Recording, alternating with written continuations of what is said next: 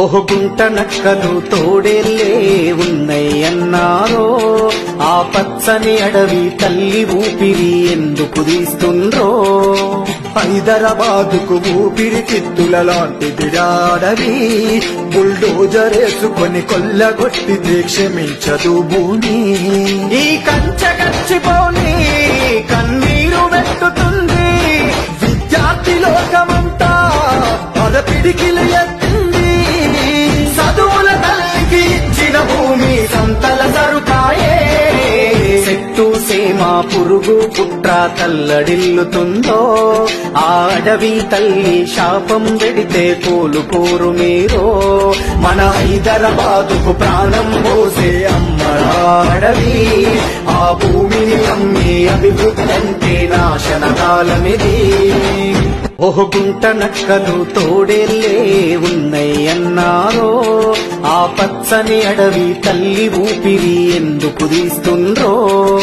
హైదరాబాదుకు ఊపిరి తిత్తుల లాంటిది అడవి, బుల్డోజరేసుకొని కొల్లగొట్టితే క్షమించదు భూమి. ఈ కంచె గచ్చిపోని కన్నీరు వెట్టుతుంది, విద్యార్థి లోకమంతా పదపిడికిలు ఎత్తింది. చదువుల తల్లికి ఇచ్చిన భూమి సంతల సరుకాయే. చెట్టు సేమ పురుగు పుట్ర తల్లడిల్లుతుందో, ఆ అడవి తల్లి శాపం పెడితే కోలుకోరు మీరో. మన హైదరాబాదుకు ప్రాణం పోసే అమ్మడాడవి, ఆ భూమిని అమ్మి అభివృద్ధి అంటే నాశనకాలమిది. గుంట నక్కలు తోడేళ్ళే ఉన్నయ్యన్నారో, ఆ పచ్చని అడవి తల్లి ఊపిరి ఎందుకు తీస్తుండ్రో.